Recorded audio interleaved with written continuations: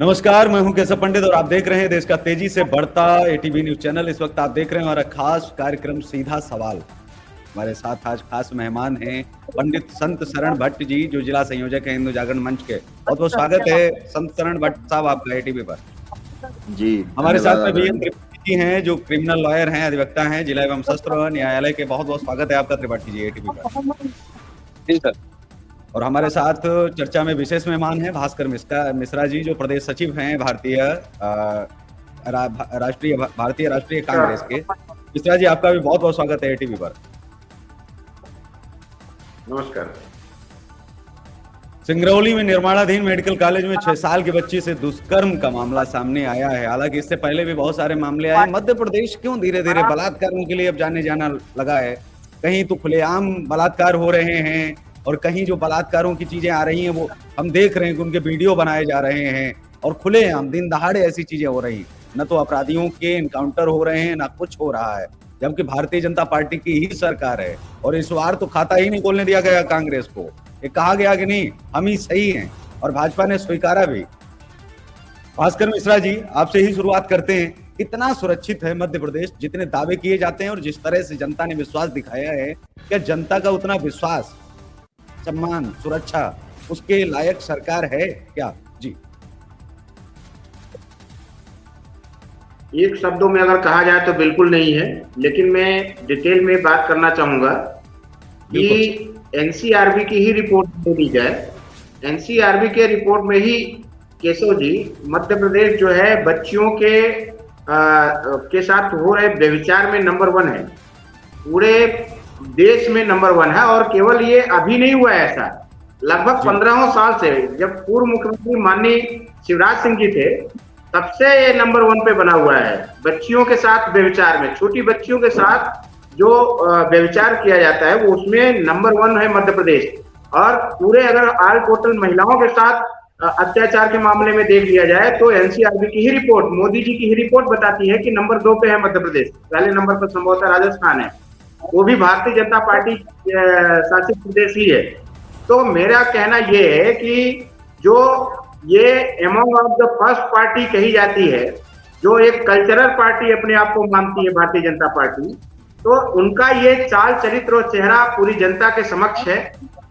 ये बात और है कि इसके बावजूद भी मध्य प्रदेश हो या कहीं और हो, जो भी भारतीय जनता पार्टी शासित राज्य हैं, वहां लगातार सरकारें चुनके आ रही है, भी एक सोचने वाली बात है और ये जनता के समक्ष विचारणीय प्रश्न है। लेकिन जैसा कि कहा जाता है कि ये सरकारें इसलिए आ रही हैं कि एक तो ईवीएम का मामला भी है, और दूसरी बात कि जो ये पहले ऐसा हुआ करता था कि जो लोकतांत्रिक नैतिकता थी, लोकतांत्रिक नैतिकता को ध्यान में रख करके चाहे जो भी पार्टियां हों चुनाव लड़ा करती थी। लोकतंत्र को कभी भी ये लोग इग्नोर नहीं करते थे। और लेकिन भारतीय जनता पार्टी चाहे केंद्र में हो चाहे राज्यों में हो, जो चुनाव लड़ती है, उनको लोकतंत्र से कोई लेना देना नहीं है, देश से कोई लेना देना नहीं है। लोकतंत्र बर्बाद हो जाए, डेमोक्रेसी खत्म हो जाए या देश बर्बाद हो जाए, उनको लेना देना नहीं है। उनको कुछ सालों तक केवल सत्ता में बने रहना है, बस इसी प्रयास से वो लोग चुनाव लड़ते हैं। और उसके तहत जितना भी हद से ज्यादा गिर सकते हैं, ये लोग गिरने की कोशिश करते हैं। अब हद से ज्यादा गिर के जब चुनाव लड़ा जाता है तो निश्चित रूप से जनता कहीं ना कहीं भ्रमित हो जाती है। इसलिए ये लोग, जैसा कि आपने कहा कि हमारे लोकसभा में एमपी में बिल्कुल हम एक भी सीट नहीं आई, वो ये सब तमाम कारण यही है। लेकिन इसकी सच्चाई जनता के समक्ष धीरे धीरे आ चुकी है और जनता समझ रही है। और ये समझ रही है कि केवल धूर्तता है मध्य प्रदेश में भारतीय जनता पार्टी की सरकार की, या तो देश में मोदी सरकार की। ये केवल धूर्तता है और केवल धूर्तता है, और ये धूर्तता धीरे धीरे लोगों के समझ में आने लगेगा। जी, ठीक है। अब एक जो है जवाब हम भट्ट साहब से ले लेते हैं, उसके बाद जो है त्रिपाठी जी तक पहुंचते हैं और एक एक क्रम करके जो है उनसे जानते भी हैं। भट्ट साहब, क्या जो आरोप लग रहे हैं आपके ऊपर, जो मिश्रा जी ने कहा है, और उसको पूरा देश ही नहीं पूरी दुनिया देख रही है कि कितनों को फांसी आप दे दिए। आप तो कहते हैं कि नहीं, हम तो देखिए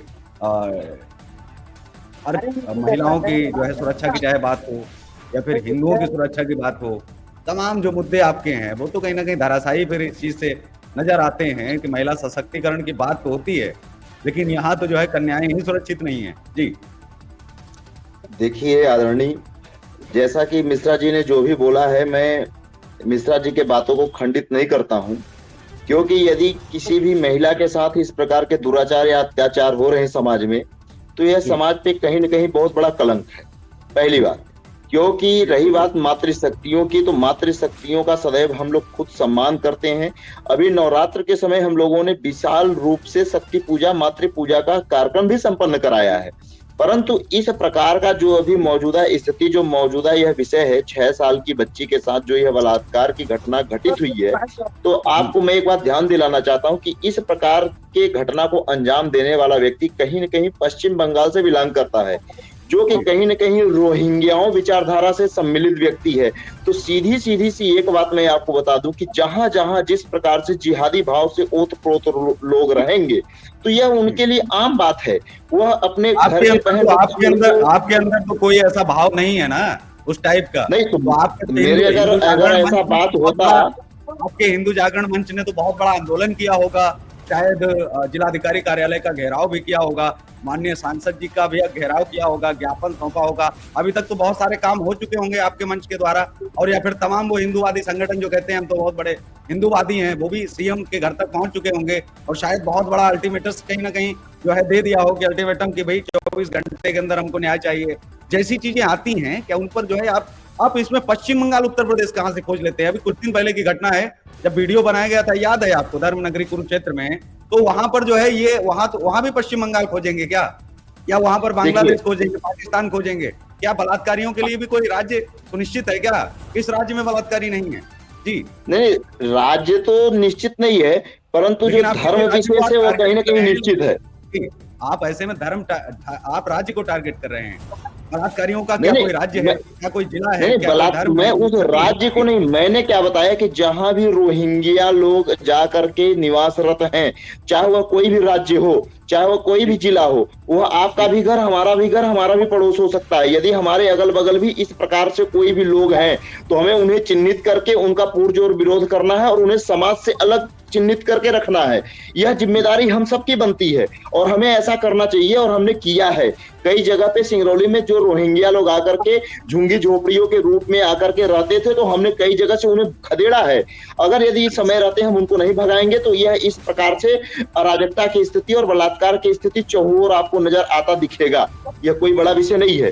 इसके लिए हमको, चाहे वह पक्ष हो विपक्ष हो, सबको एकजुट होने की जरूरत है, और सिर्फ महिला सशक्तिकरण और महिला सम्मान के भाव से एकजुट होने की जरूरत है, ना कि राजनीति के भाव से। नहीं, बिल्कुल निश्चित तौर पर मैं तो उम्मीद करूंगा कि आने वाले समय में विधायकी का टिकट कम से कम भारतीय जनता पार्टी की तरफ से इसलिए दिया जाए आपको, क्योंकि राजनीति पूरी तरह से आप सीख गए हैं। बीएन त्रिपाठी साहब हमारे साथ में हैं, क्रिमिनल लॉयर हैं और काफी वर्षों से जो है प्रैक्टिस भी कर रहे हैं। त्रिपाठी जी, ऐसे मामलों को कैसे कम किया जा सकता है, पहला। लेकिन इस सवाल से पहले मैं जानना चाहता हूं कि इस प्रकार के जो केस हैं वो आखिर आते क्यों हैं?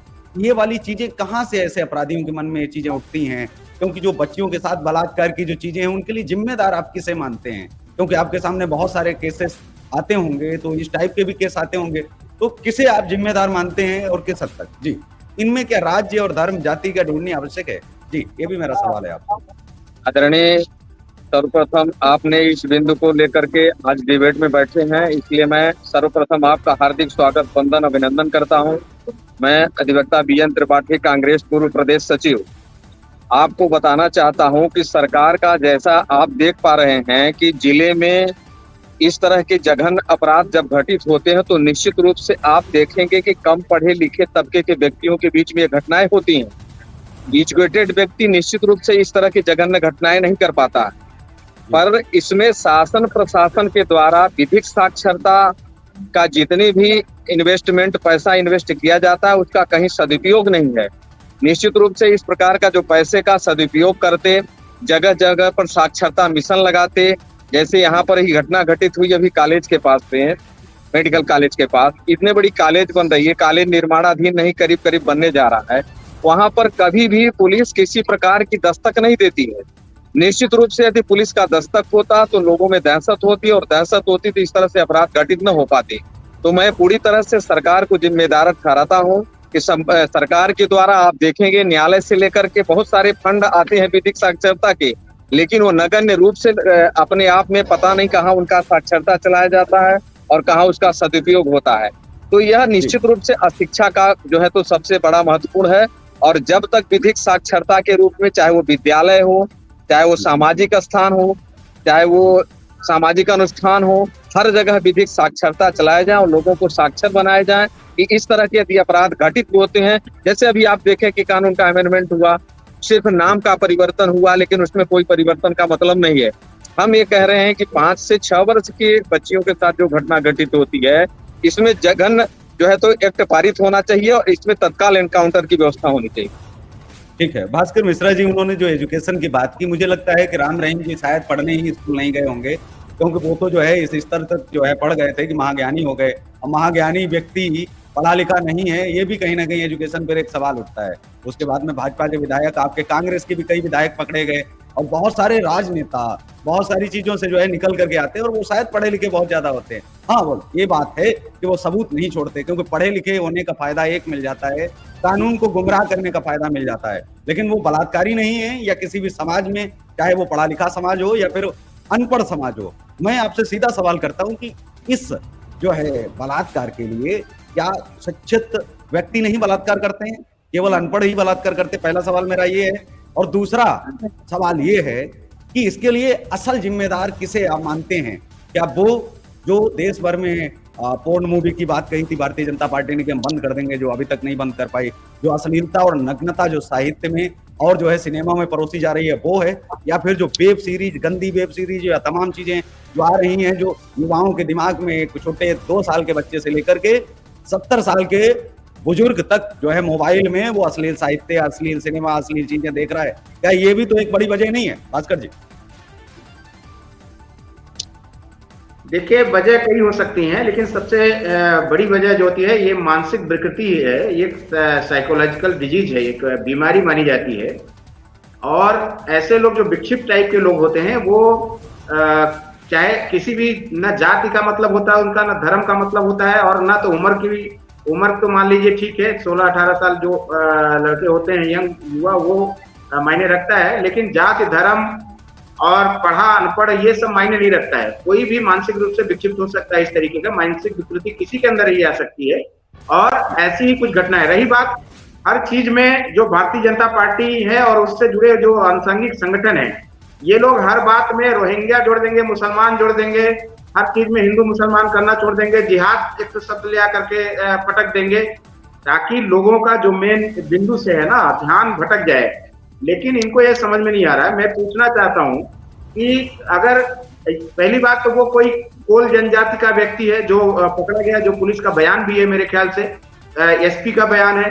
कोल मेरे ख्याल से वो रोहिंग्या नहीं होते हैं, मुसलमान नहीं होते हैं, वो है। एक बयान मेरे पास भी आया है, मैं सुनवाता हूँ आपको। एक मासूम बच्ची 5 से 6 वर्ष के बीच में जिसकी उम्र है, उसके साथ जो है रेप की घटना कारित हुई। तो तत्काल जैसी सूचना अपने पास आई, आरोपी हमने गिरफ्तार कर लिया और अभी वैधानिक कार्रवाई की जा रही है। और उसमें बाकी मेडिकल वगैरह जो जांच होनी है और एफएसएल को ला करके, एफएसएल रीवा अभी पहुंचा नहीं है, वहाँ से घटनास्थल से सारी चीज़ें ताकि इस्टेब्लिश हो जाए और आरोपी को सख्त से सख्त सज़ा दिलवाई जा सके।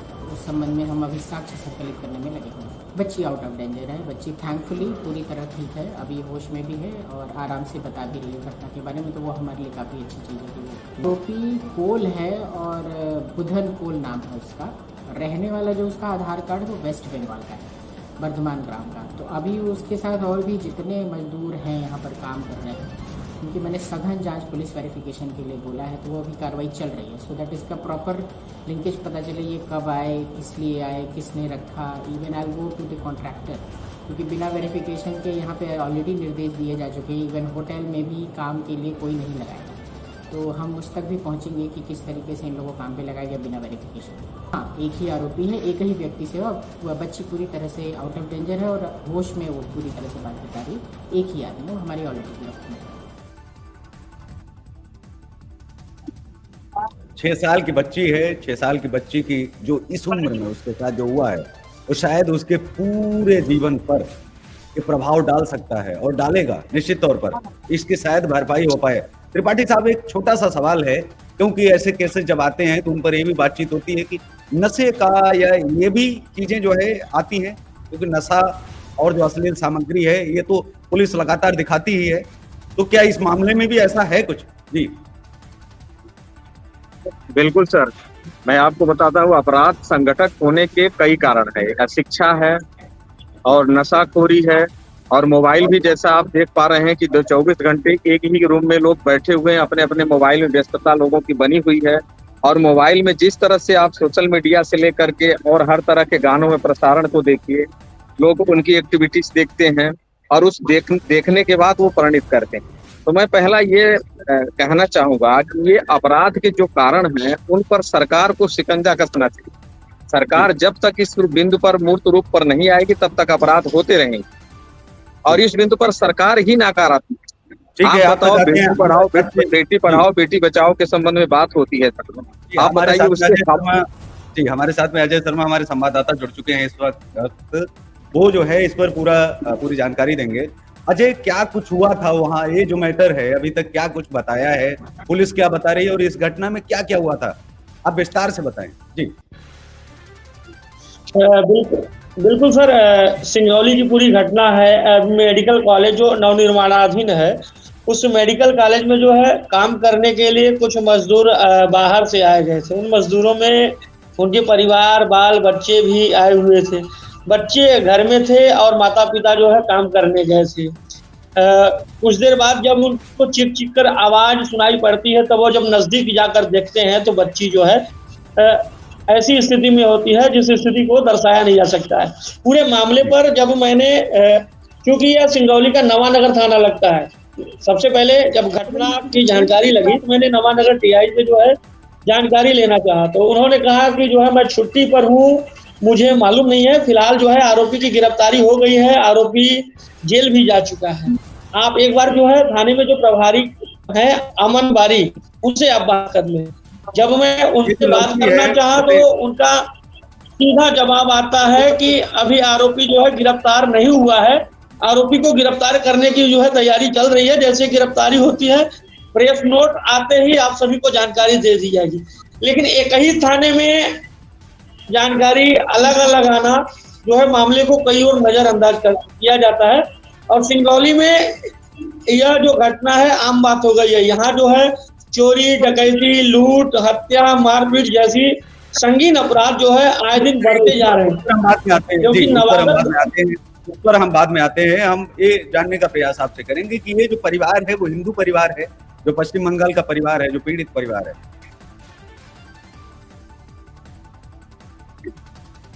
जी अजय जी, ये परिवार जो है, जो पीड़ित है, जो बच्ची है, उसका जो परिवार, जैसा कि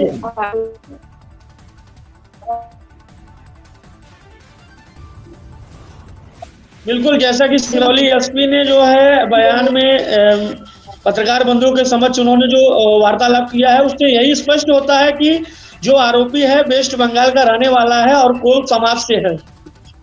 ठीक है संत शरण भट्ट जी, अभी तक जो है, अब आप इनके लिए क्या मांग करेंगे कि जो पीड़ित परिवार है उसको क्या दिया जाए? क्योंकि अभी तक सरकार की तरफ से ना तो मुआवजे की घोषणा कोई की गई है, ना कुछ ऐसा कोई सांत्वना दी गई है।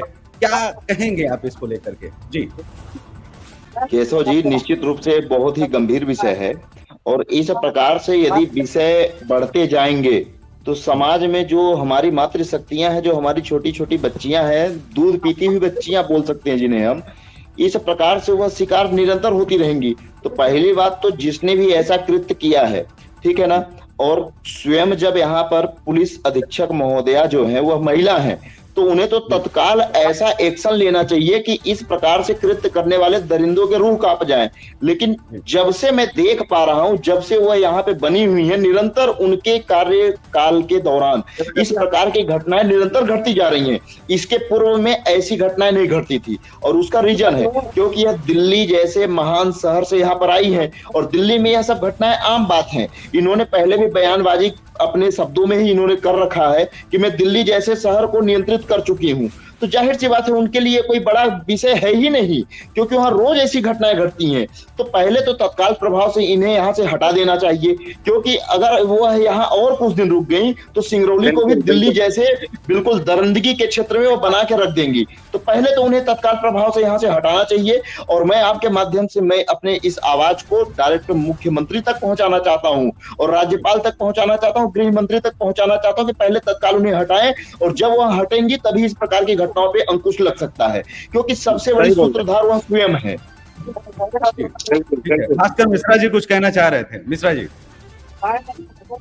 मैं ये कहना चाहूंगा कि ये जो है सत्ताधारी लोग या उनके जो आनुषंगिक संगठन है, ये लोग जो है धर्म पर, जाति पर बार बार या रोहिंग्या पर सवाल ले आकर के इसके बजाय जो है अगर प्रशासन पर और टाइट जो है एडमिनिस्ट्रेशन और पुलिसिंग पर अगर ध्यान दें तो बेहतर होगा। आप ये बताइए कि अभी जैसा कि एसपी महोदय का आपने बयान सुनाया कि अब ये जो है पुलिस का वहां पे मजदूरों का वेरिफिकेशन करेंगे, जबकि नियम ये है कि कोई भी किराएदार रखा जाए उसका वेरिफिकेशन होना चाहिए पुलिस संबंधित पुलिस थानों में, और उस थाने के अंतर्गत जो भी कार्य ठेके से काम चल रहे हैं या जैसा भी हो, प्रत्येक कर्मचारी का जो है तो वेरिफिकेशन होना चाहिए।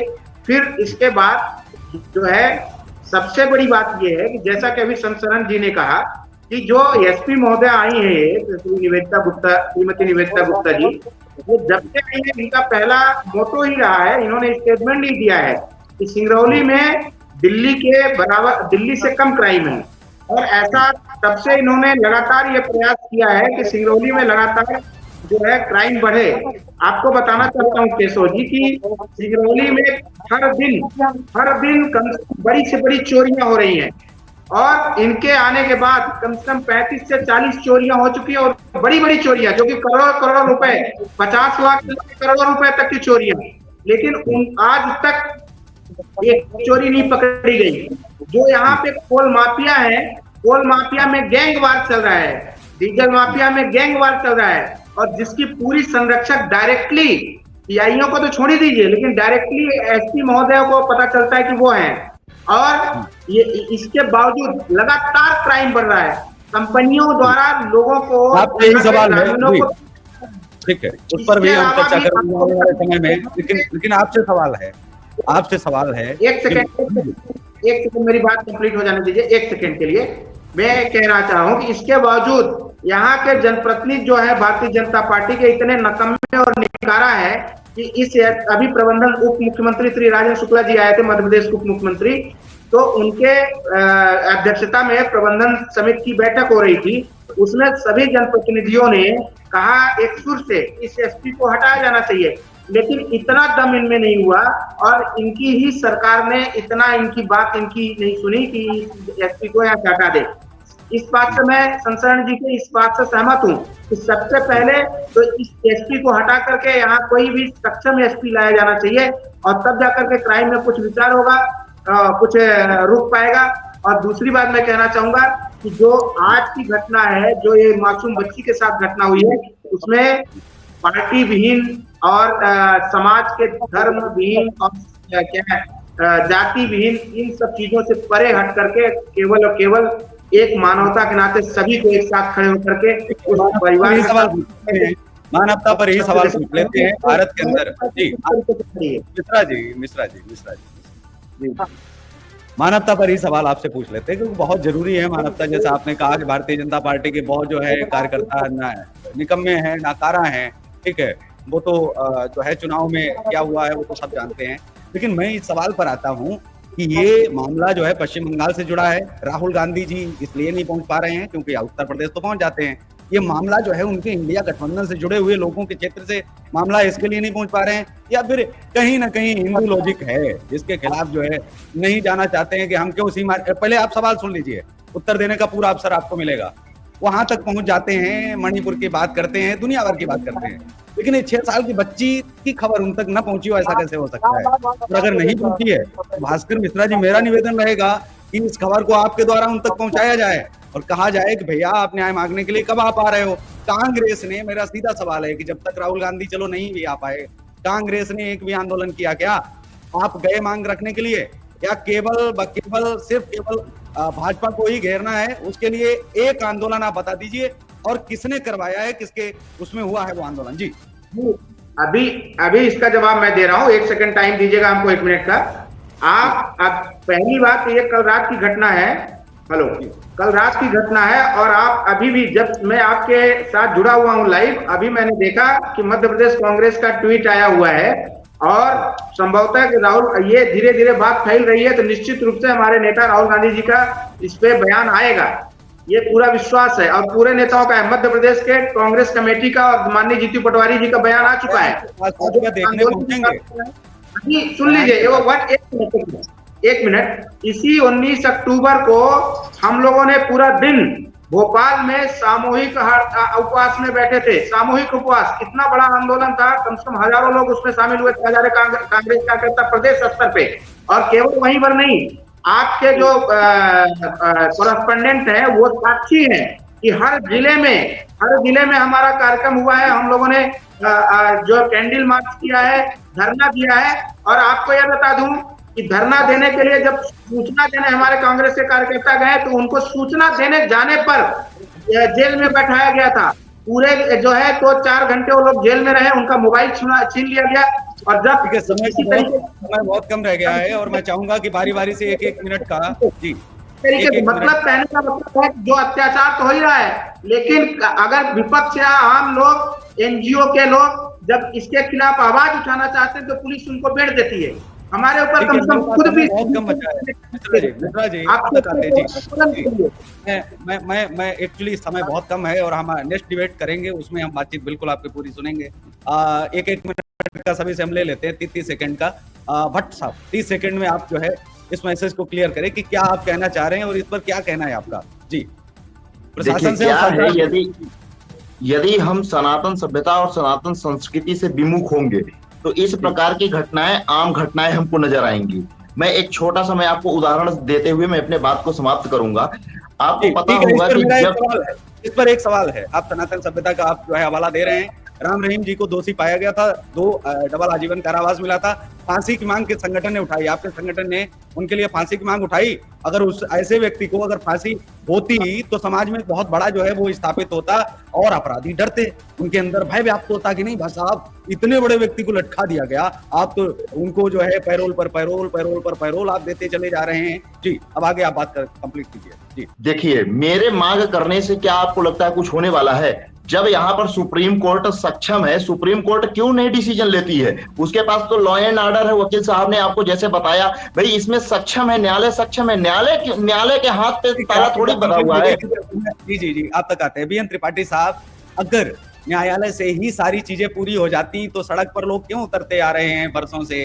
अंग्रेजों के दौर से लेके आज तक न्यायालय तो हमेशा से रहे हैं, लेकिन न्यायालय होने के बावजूद सड़क पर उतरना पड़ता है ना इंसाफ पाने के लिए। तो आप कितना सहमत हैं भट्ट साहब की बात से? क्योंकि अगर इतना ही, अगर न्यायालय से सब कुछ हो जाए, फिर सड़क पर हम लोग क्यों करते हैं? न्यायालय में जो चीज, सर मैं न्यायालय में जो चीजें आती है, न्यायालय उसमें निश्चित रूप से पारदर्शिता से काम करती है। प्रथम दृष्टया तो अपराध जहां घटित हुआ, उसके संबंध में उस प्रदेश के मुखिया को देखना चाहिए, उस जिले का जो है तो पुलिस अधीक्षक को देखना चाहिए। यदि उनने किसी प्रकार की लापरवाही बरती है, तो उसको यहाँ से स्थानांतरित तत्काल प्रभाव से किया जाए। उसमें एनकाउंटर की व्यवस्था भी कर सकते हैं। जब आप देखते हैं किस तरह से घटनाएं होती हैं, तो मकान डिसमेंटल किए जाते हैं, तो इस मामले में एनकाउंटर क्यों नहीं? हम कहते हैं कि जब इस तरह से व्यवस्थाएं होगी, तो निश्चित रूप से अपराध घटित कम होंगे। 30 सेकंड में मिश्रा जी से ले लेते हैं। जैसा त्रिपाठी साहब ने कहा है कि जो देखिए न्यायालय जो है वो अपना काम कर रहा है, और वो सबूतों के आधार पर करेगा, संविधान के आधार पर ही करेगा, जाहिर सी बात है। बिल्कुल, वहां जो है कानून के बड़े जानकार, बड़े विद्वान बैठते हैं, तो वहां उस पर सवाल नहीं उठाया जा सकता है। लेकिन साथ ही साथ उन्होंने कहा है कि प्रदेश के मुखिया का काम है, जो प्रशासन की जांच समिति है उसका काम है कि वो जो है सबूतों को अधिक से अधिक लाए, ताकि जो है न्याय सही हो सके। आप एनकाउंटर वाली बात से सहमत हैं क्या? जी, जो कहा जा रहा है कि ऐसे जघन्य अपराधों में तो कम से कम एनकाउंटर होना ही चाहिए, सुनिश्चित करें, जांच करें और एनकाउंटर कर दो। पकड़ने की जरूरत क्या है? रोटी खिलाने की जरूरत क्या है? जी नहीं, देखिए मैं तो इनकाउंटर से सहमत डायरेक्टली नहीं हूँ। कानून की एक प्रक्रिया होती है, उस कानून के प्रक्रिया के तहत सजा दिलाई जानी चाहिए। अगर कानून समझता है तो उसको फांसी की सजा दे सकती है। फांसी की सजा हमारे कानून में व्यवस्थित है। और इनकाउंटर का दुरुपयोग लगातार जैसे कि यूपी में हुआ है, ये इनकाउंटर न तो मानवीयता के लिए सही है, और सबसे बड़ी बात ये है ना, इनकाउंटर से वो व्यक्ति तो खत्म हो जाता है, लेकिन अपराध कैसे खत्म होगा? इनकाउंटर के पक्ष में डायरेक्टली तो मैं बिल्कुल नहीं हूँ। मैं एक कानूनी प्रक्रिया जो है, और रही बात जो न्यायालय की बात कर रहे हैं, न्यायालय अपना काम करता है जब न्यायालय के समक्ष कोई मामला आता है। पुलिस और प्रशासन अगर न्यायालय सब कुछ करने लगे, न्यायालय सरकार, न्यायालय लॉ एंड ऑर्डर मेंटेन करने लगे, तो फिर सरकारें क्यों चुनी जाती है भाई? सरकार काहे के लिए है? केवल करप्शन पैसा खाने के लिए? सरकार को यह काम करना चाहिए। और यहाँ दो सरकार है, सरकार जब पकड़ के और न्यायालय के समक्ष लाएगी तो निश्चित रूप से न्यायालय के सामने जो तथ्य पेश किए जाएंगे, उन तथ्यों के आधार पर न्यायालय सजा देगी। जी ठीक है। तो हमारे साथ में जुड़े थे भास्कर मिश्रा जी कांग्रेस से, बीएन त्रिपाठी जी हमारे साथ में अधिवक्ता थे, क्रिमिनल लॉयर थे, और हमारे साथ अजय शर्मा हमारे संवाददाता थे, पंडित संतरण भट्ट जी जो जिला संयोजक हिंदू जागरण मंच के, और सभी जो है चर्चा हम लोग जो है कर रहे थे जो अभी बलात्कार हुआ है, और मध्य प्रदेश में जो बलात्कार की घटनाएं बढ़ रही हैं वो बहुत ही चिंतनीय है। लेकिन इस पर जो है हमारा डिबेट, ये कार्यक्रम जारी रहेगा। पल पल की जो अपडेट है वो भी आपको मिलेगी आने वाले समय में। अगर राहुल गांधी जी या फिर प्रदेश सरकार की तरफ से भी क्या जो है कुछ कहा जाता है, क्या कुछ किया जाता है उस परिवार के लिए, और कितने हिंदू संगठन या फिर वो तमाम संगठन जो वकालत तो करते हैं लेकिन वो कितने साथ खड़े होते हैं उस परिवार के साथ में। कहीं पश्चिम बंगाल का पल्ला झाड़ करके दूसरा देश समझ करके उसे पल्ला झाड़ते हैं, या फिर वो हिंदू भाई समझ करके नहीं, हम सब एक हैं, चाहे किसी भी राज्य से हो और भाषा आपकी कोई भी हो, लेकिन हम एक हैं, पीड़ित के साथ खड़े हैं, किसके साथ में आते हैं, तो ये देखते हैं आने वाले समय में। तो आज के इस कार्यक्रम में बस इतना ही, हमें दीजिए इजाजत, नमस्कार, और आप देखते रहिए देश का तेजी से बढ़ता है एटीवी न्यूज चैनल।